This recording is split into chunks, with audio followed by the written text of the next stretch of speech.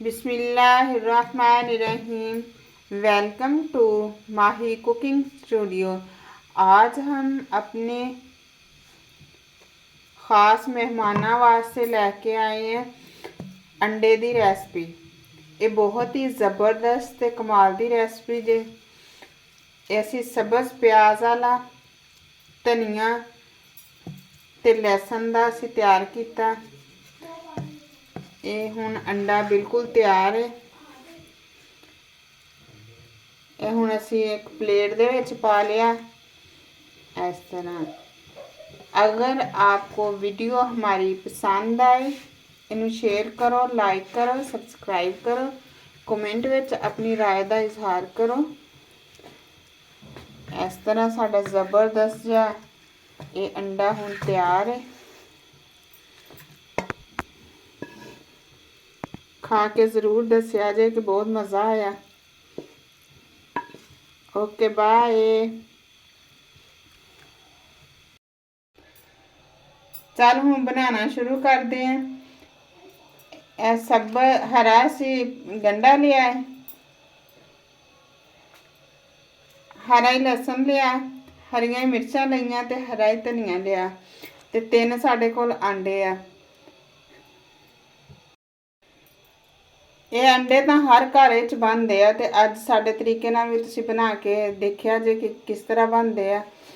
ते ऐदां दे अंडे तो तुसीं डेली खाओगे ते साडे बच्चे कहंदे आ कि असीं खाने इस तरह दे ही अंडे। लेकिन असीं ना हुण सब हरा गंढा इस तरह असीं लै लिया ते इन्हां नूं हुण असीं कट लवांगे। इन्हां चीज़ां नूं असीं थोड़ी साइड ते रख दिन्ने आ ते हुण कटना शुरू करदे हैं। ते साडी कटिंग देखियो कि असीं किस तरह कटदे पे हैं। इस तरह हुण असीं इहनूं कट कर लवांगे। इंज करके कट कर लिया ते हुण असीं इहदी कटिंग देखो कि कितनी बरीक करनी है। ते तुसीं अपने मुताबक कर सकदे हो जिद्दां दी तुसीं करनी है।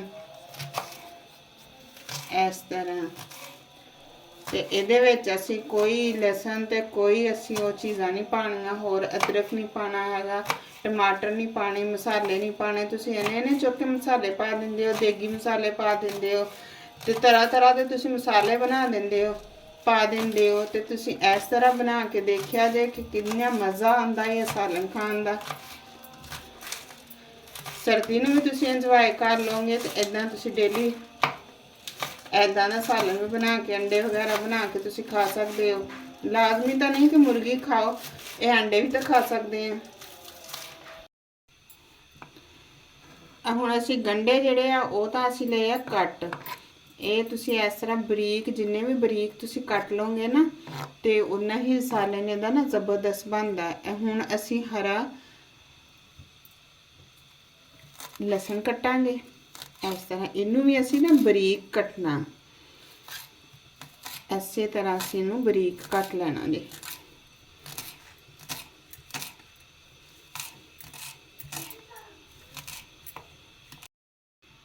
लहसुन भी असीं ऐदां कट लिया हैगा ते बरीक बरीक कर लिया। ते हुण असीं आ मिर्चां नूं भी इस तरह बरीक ही कट्टांगे। इस तरह इन्हां दे विच एक चीरा दे लवांगे इस तरीके दे नाल। ते हुण असीं इन्हां नूं भी इदां रख के बरीक कट लेना जे इस तरह। तुसीं मिर्च अगर तेज़ खांदे आ तो तुसीं ज़्यादा पा लैनी, लेकिन लाल मिर्च नहीं पानी हैगी। इहदे विच सिर्फ असीं ना हरी मिर्च पानी है। हुण असीं ये सारियां चीज़ां लईआं वा कट ते हुण असीं रखांगे इस तरह टोकरी दे विच पा लैणीआं। ते ये मैं पहले भी धोतियां सीगियां ते हुण भी तुसीं इन्हां नूं धो सकदे हो समान नूं। ते हुण असीं कट लवांगे हरा धनिया। इनू भी असीं ऐदां ही कटांगे।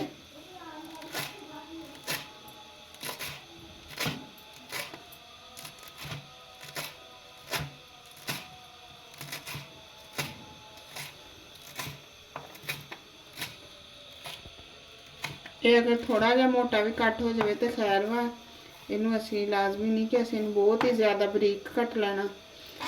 यह हुण मैं कट लिया ते इस तरह एक कटोरी लई ते उहदे विच असीं अंडे नूं तोड़ लवांगे इस तरीके नाल, क्योंकि अंडे बास टाइम ना खराब निकलदे आ।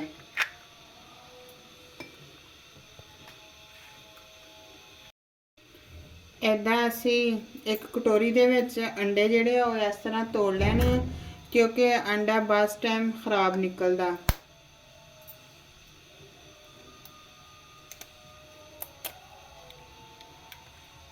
ये खराब नहीं है, बिल्कुल ठीक है। ਇਹਦੇ ਵਿੱਚ 1 चम्मच मैं घ्यो पा लिया ਤੇ ਇਹਨੂੰ ਇੰਨਾ ਨਹੀਂ ਫਰਾਈ ਕਰਨਾ ਹੈਗਾ, ਥੋੜਾ ਹੀ ਕਰਨਾ ਹੈਗਾ, ਕਿਉਂਕਿ ਕੱਚੀਆਂ ਚੀਜ਼ਾਂ ਜਿਹੜੀਆਂ ਨਾ ਉਹ ਆਂਡੇ ਦੇ ਵਿੱਚ ਜ਼ਬਰਦਸਤੀਆਂ ਲੱਗ ਜਾਂਦੀਆਂ। ਤੇ ਇਹ ਥੋੜਾ ਜਿਹਾ ਮੈਂ ਵਿੱਚ ਨਮਕ ਪਾਇਆ 1/2 ਚਮਚ ਤੇ ਥੋੜੀ ਜਿਹੀ ਵਿੱਚ ਪਾ ਦਿੱਤੀ ਹੈ ਹਲਦੀ। ਤੇ ਹੋਰ ਤੁਸੀਂ ਕੋਈ ਵੀ ਆਰਾ ਗੈਰਾ ਮਸਾਲਾ ਨਹੀਂ ਪਾਣਾ ਜੇ।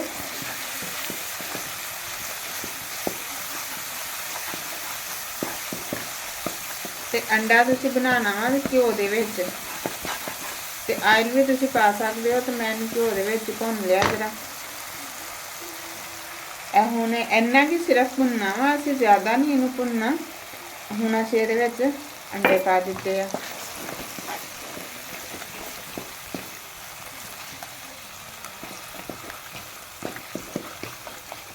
ਚੁੱਲ੍ਹੇ ਨੂੰ ਤੁਸੀਂ ਥੋੜਾ ਜਿਹਾ ਤੇਜ਼ ਕਰ ਲੈਣਾ।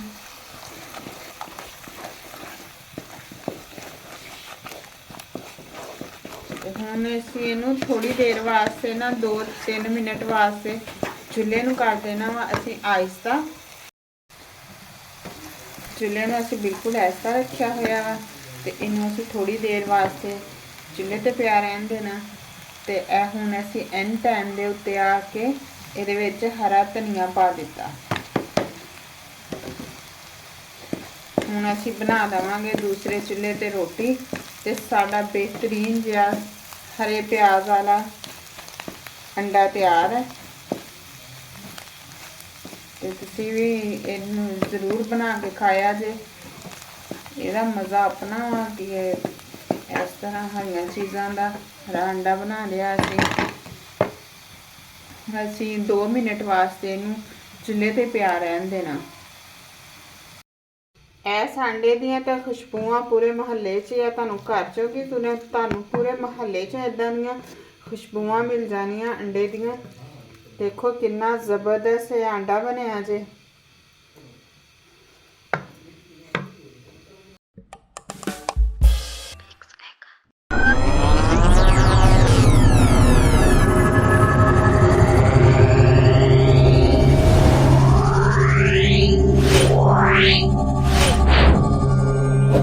Wow.